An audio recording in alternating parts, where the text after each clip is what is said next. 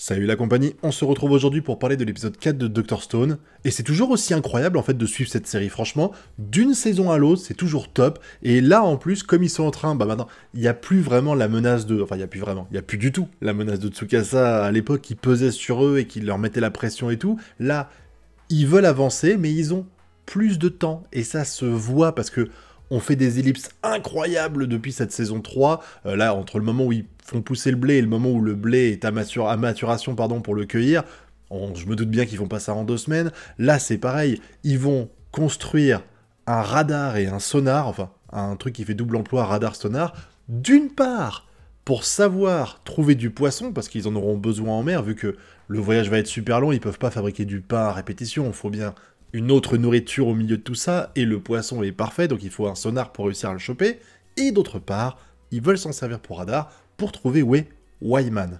Il l'appelle comme ça parce que c'est la seule chose qu'il a dit quand ils étaient en contact avec eux à la radio, rappelez-vous. Mais aujourd'hui encore, je comprends toujours pas pourquoi ce mec est intervenu, parce que ça pose un problème pour lui. Il s'est dévoilé, même s'ils savent pas, comme il dit, il est peut-être sous la mer, il est peut-être sur Terre, il est peut-être dans les airs, ils ont aucune information là-dessus.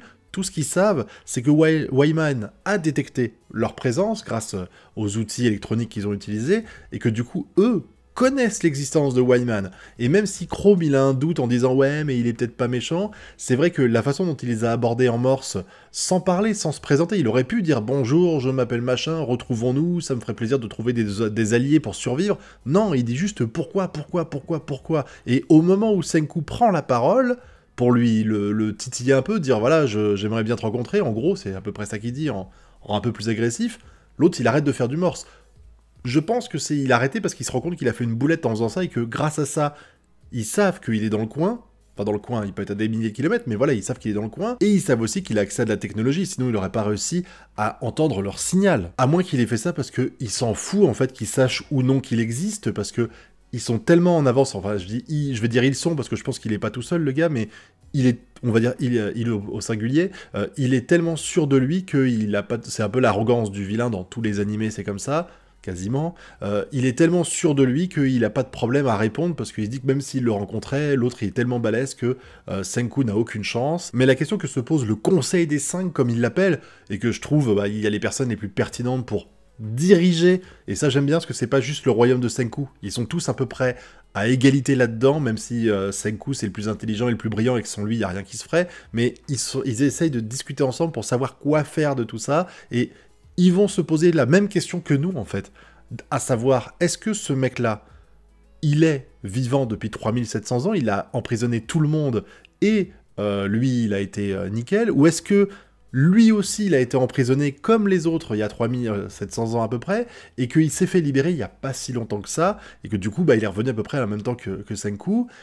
On se demande, pareil, il parle de son implication là-dedans, mais peut-être que ce n'est pas forcément lui qui est l'instigateur, genre il a voulu faire ça se trouve, c'est un élément qu'il avait pas prévu de faire, genre il avait prévu de faire un truc spécial, finalement ça a pas eu lieu comme il le voulait, il s'est retrouvé piégé par sa propre machinerie, et là il s'est réveillé et il essaie de rattraper un petit peu le retard technologique, ou alors il avait tout prévu de base, et dans ces cas-là, pourquoi il aurait fait ça? C'est quoi l'intérêt d'emprisonner tout le monde dans des cercueils de pierre? Toutes ces questions qui, évidemment, ne trouveront pas réponse aujourd'hui, ni dans les semaines à venir, à mon avis, parce qu'avant qu'on le revoie, Wyman, il devrait s'écouler un petit peu de temps, quoique, avec les ellipses de dingue qu'on vit, c'est peut-être possible, parce que là, mine de rien, ils galéraient, ils ont dit eux-mêmes, en fait, il y avait un petit souci au niveau de l'acheminement, il leur manquait du fer, je crois, ou de l'acier, enfin, l'acier c'est un mélange des deux, mais ils avaient besoin de matériaux, et Chrome a eu l'idée de se servir du sonar qui a été créé par Senku, afin d'aller dans la grotte où il avait trouvé les premières pierres dont ils se sont servis,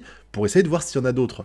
Brillant de sa part, hein. C'est surprenant que Senku n'y a pas pensé avant, peut-être qu'il savait pas qu'il avait trouvé dans cet endroit-là, c'est tout à fait possible, mais comme ils galéraient à en trouver et qu'ils avaient besoin de ça pour construire un bateau gigantesque, et ben, Chrome vient de leur trouver la solution, et on voit encore une fois, c'est là que j'adore la musique qu'il y a, la musique qu'ils ont choisie pour montrer un petit peu les ellipses, quand ils construisent des choses et qu'il se passe pas mal de temps là, cette musique-là, on l'entend depuis la saison 1, mais je la trouve toujours aussi excellente. Je trouve de toute façon que les musiques de Dr. Stone sont vraiment cool.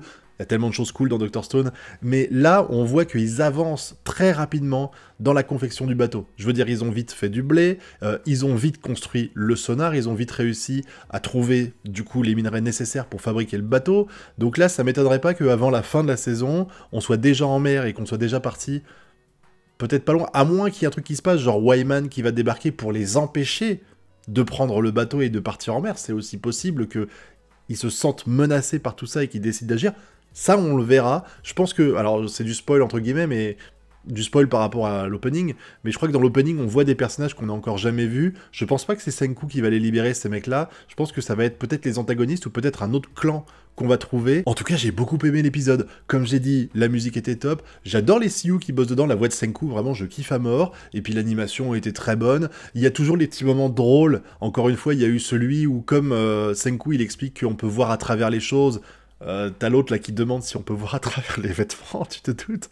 Pourquoi il dit ça? Et puis comme j'ai dit, il y a des ellipses au moment qui sont pas importants, c'est-à-dire que on perd pas de temps en tergiversation dans Dr. Stone. T'as pas 10 minutes d'épisode de Slice of Life où tu vas les voir discuter ensemble, à moins que ce soit pertinent pour la suite de nous montrer ça, mais on a Senku, il veut construire un truc, on voit une petite animation pour nous montrer qu'ils ont appris ça, avec le fameux découvert machin, comme dans les jeux vidéo de l'époque 16 bits, où on arrivait à apprendre une compétence, ou à découvrir un endroit encore inconnu, et puis on enchaîne directement.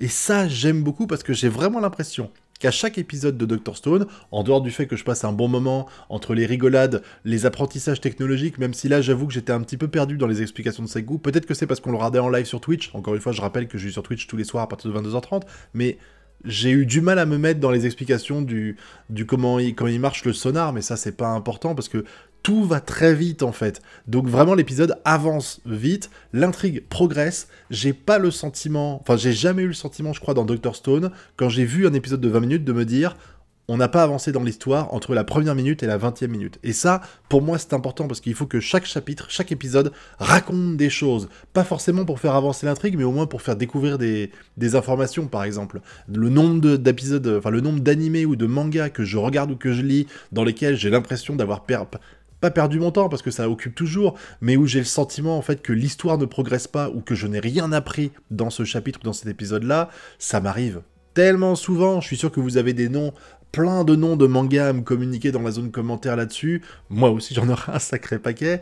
Mais en tout cas, encore une fois, très bon épisode. J'ai vraiment hâte d'être à la semaine prochaine pour voir l'avancée de tout ça. Et puis j'attends que vous me donniez votre avis dans la zone commentaire. Et puis vous connaissez la chanson, le pouce bleu, l'abonnement et le partage. Nous, on se retrouve bientôt pour de prochaines vidéos.